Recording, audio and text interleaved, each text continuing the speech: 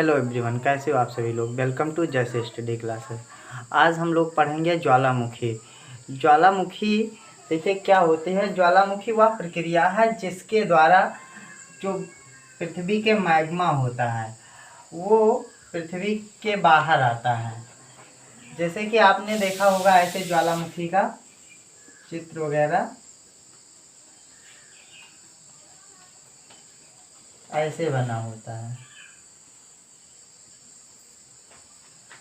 ज्वालामुखी के अंदर जो मैग्मा होता है ये प्लेट टेक्टोनिक के अंतर्गत आता है। ये प्लेटों के लड़ने वड़ने से भी, जहाँ पर देखिए आप पर्वतीय इलाके होते हैं वहाँ पर सबसे ज़्यादा होता है। तो मैग्मा क्या होता है, मैग्मा पृथ्वी के अंदर स्थित तरल पदार्थ होते हैं जिसमें खनिज, जलवाष्प वगैरह होते हैं और कुछ गैसें भी होती हैं। तो ये पृथ्वी की सतह क्रस्ट को तोड़ के, क्रस्ट यानी भूपर्पटी को तोड़ के ऊपर बाहर आते हैं। इस प्रक्रिया को ज्वालामुखी कहते हैं, ज्वालामुखी उद्गार कहते हैं। और इससे जो निर्मित होता है उसको ज्वालामुखी कहते हैं। सबसे पहले हम जान लेते हैं मैग्मा क्या होता है। मैग्मा मैग्मा पृथ्वी के अंदर जो तरल पदार्थ होते हैं जिसमें खनिज होते हैं, चट्टान होते हैं, जलवाष्प होते हैं और कुछ गैसें होती हैं, इनको मैग्मा कहते हैं। यानी पृथ्वी के अंदर स्थित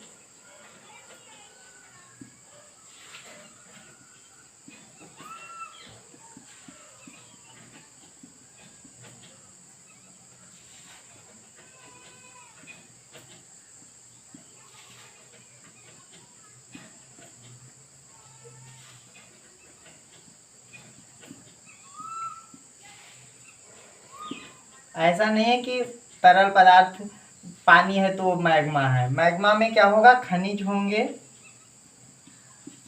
जलवाष्प होंगे और साथ में क्या होगा, चट्टानें वगैरह होंगी, यानी चट्टान के टुकड़े होंगे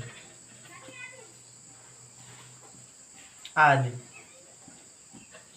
जब तक ये पृथ्वी के अंदर है यानी इस सतह में यहाँ पे है तब तक ये मैग्मा कहलाता है। और जब यही ज्वालामुखी यानी क्रस्ट को तोड़ के पृथ्वी के सतह को, ऊपरी सतह को तोड़ के बाहर निकलता है तो ये क्या हो जाता है, लावा हो जाता है। इसी को क्या कहते हैं, लावा। लावा जब ज्वालामुखी उद्गार होता है तो उस समय कुछ संरचनाएं हो जाती हैं। जैसे इसको मुख जो होता है, इसके मुख को क्रस्ट कहते हैं।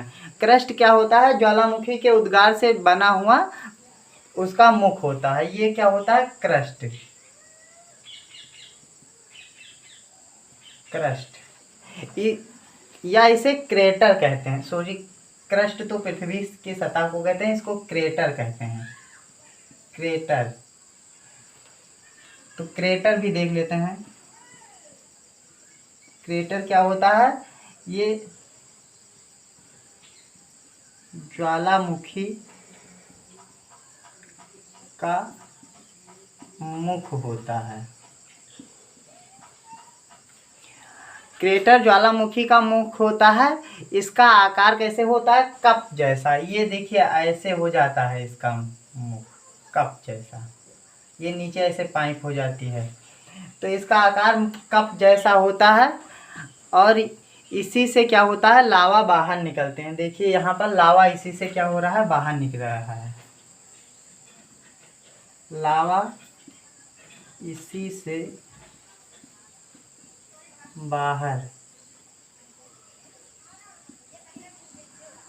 निकलते हैं या निकलती है। ठीक है, क्रेटर हो गया। लावा आप समझ गए कि मैग्मा जब बाहर निकल आता है तो इसी को हम लावा कहते हैं। लावा देख लीजिए, लावा जब मैग्मा पृथ्वी के बाहर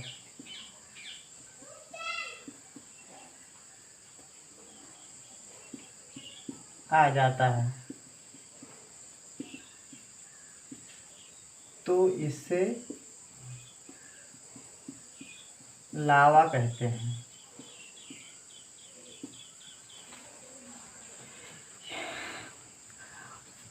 देखिए लावा हो गया, क्रेटर हो गया, ये पाइप होता है। ये क्या होता है? पाइप। पाइप जिसके सहारे लावा बाहर निकलता है। ये ज्वालामुखी के कुछ महत्वपूर्ण बिंदु हो गए। अब पूछ लेता है अक्सर कि ज्वालामुखी के उद्गार के समय सबसे ज़्यादा कौन सा पदार्थ निकलता है। तो जो सबसे ज़्यादा पदार्थ निकलता है, यहीं देख लेते हैं।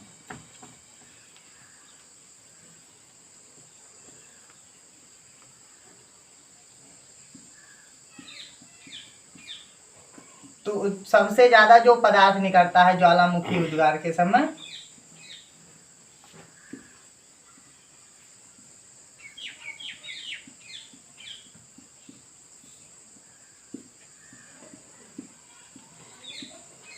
वो होता है जलवाष्प। जलवाष्प सबसे ज़्यादा पदार्थ जो निकलता है वो जलवाष्प निकलता है। अगर गैसों की बात किया जाए कि सबसे ज़्यादा कौन सी गैस निकलती है, तो कार्बन डाइऑक्साइड निकलती है। ये सर्वाधिक निकलता है।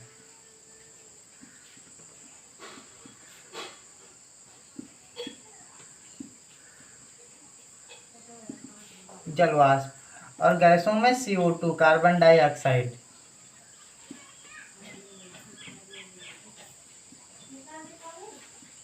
गैस निकलती है। इसके अलावा भी कार्बन मोनोऑक्साइड हो गया जैसे, और मेथेन हो गया CH4, और सल्फर ऑक्साइड हो गया, हीलियम, क्लोरीन, ये सब निकलती है। इसके अलावा कौन सी गैस? Carbon monoxide, sulphur oxide, sulphur dioxide, और helium, methane, CH4, helium, chlorine, ये गैसें निकलती हैं। ये गैसें भी इसके अलावा निकलती हैं जब ज्वालामुखी उद्गार होता है। अब हम देख लेते हैं ज्वालामुखी के प्रकार। ज्वालामुखी प्रकार कितने होते हैं?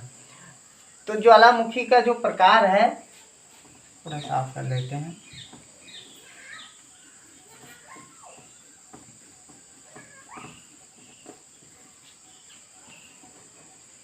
ज्वालामुखी मुख्यतः अगर उद्गार के स्थिति पे देखा जाए, अक्सर एग्जाम में केवल उद्गार के स्थिति से ही पूछता है, तो हम उद्गार के आधार पर देख लेते हैं ज्वालामुखी के प्रकार।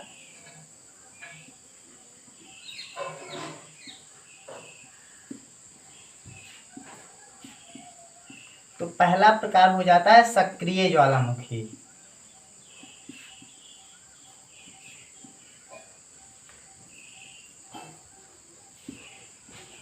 सक्रिय ज्वालामुखी ये ऐसा ज्वालामुखी होता है जो लगातार क्या होता है? लावा निकालता रहता है। लावा मतलब मैग्मा निकालता रहता है। जो मैग्मा होता है बाहर निकल के लावा का रूप धारण कर लेता है। तो इसमें आप लिखेंगे ये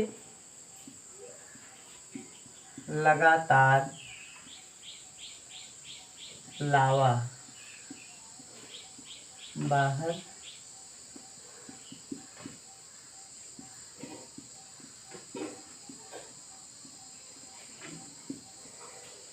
अगर बात किया जाए इसके उदाहरण की, तो अगर जो USA के हवाई द्वीप में किलाऊ है, किलाऊ ये हवाई द्वीप पर है। हवाई द्वीप ये सक्रिय ज्वालामुखी का ही उदाहरण है। ये सबसे बड़ा सक्रिय ज्वालामुखी है। ये कैसा है? विश्व का सबसे बड़ा, विश्व का सबसे बड़ा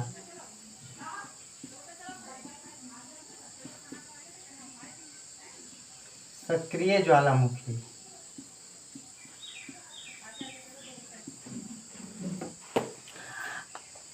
बात किया जाए मोनेलेवा जो है, ये भी कहाँ पर स्थित है? जो ये है ये हवाई द्वीप पर ही स्थित है। इटली की स्ट्रॉम्बेली जो है, इटली की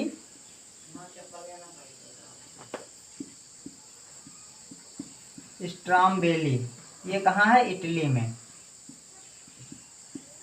तो ये जो यूरोप का है देश, स्टॉर्म वैली जो यूरोप या इसे पहले जो है सबसे पहली इसकी कंडीशन ये हो जाती है, भूमध्य सागर का क्या कहा जाता है, प्रकाश स्तंभ कहा जाता है इसे।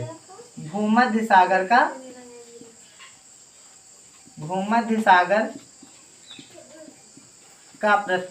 प्रकाश स्तंभ, इसको कहते हैं भूमध्य सागर का प्रकाश स्तंभ कहते हैं। माउंट एंटा जो है, माउंट एंटा ये भी इटली का है। ये यूरोप का सबसे बड़ा ज्वालामुखी पर्वत है। माउंट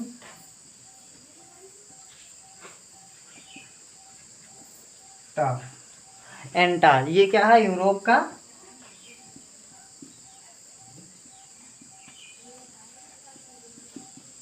सबसे बड़ा ज्वालामुखी पर्वत है।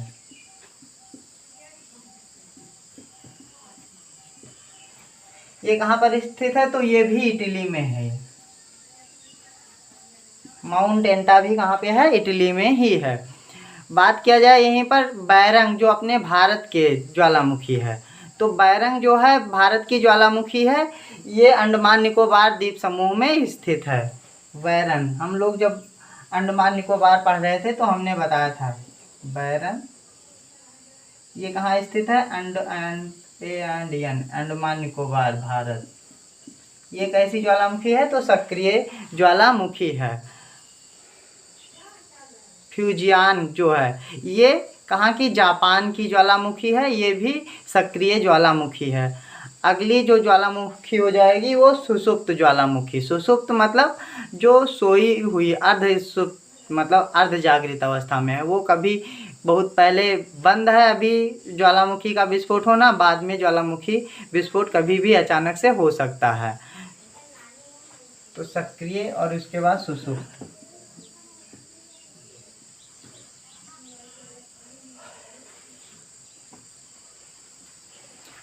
सुषुप्त की बात किया जाए तो इसमें जो है मार्कांडो, भारत का मार्कांडो ज्वालामुखी ये भारत की है, और क्रोकाता जो है इंडोनेशिया की है।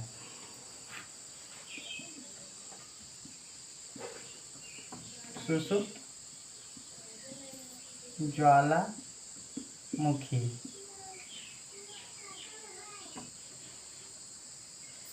इसके हमने उदाहरण बता दिया। अगला जो दूसरा नंबर तीसरा है वो निष्क्रिय या जिसको कह सकते हैं आप मृत ज्वालामुखी, जो अब कभी ज्वालामुखी विस्फोट होने का उसमें कोई चांस है नहीं, मतलब पूर्ण रूप से वो समाप्त हो चुकी है। तो जो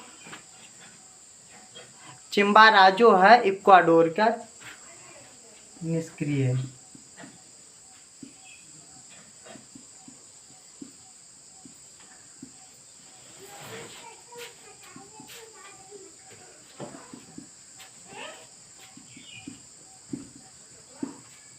चिम्बाराजो जो है ये विश्व का सबसे ऊंचा शांत ज्वालामुखी का पर्वत है चिम्बाराजो।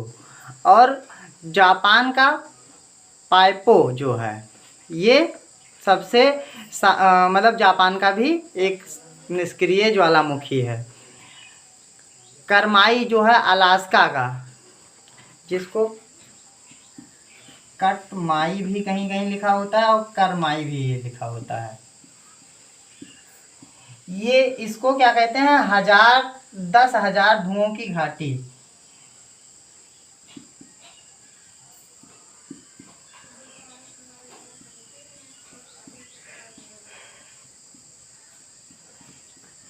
इसको क्या कहते हैं, 10,000 धुओं की घाटी। ये कहाँ स्थित है, तो अलास्का में करमाई।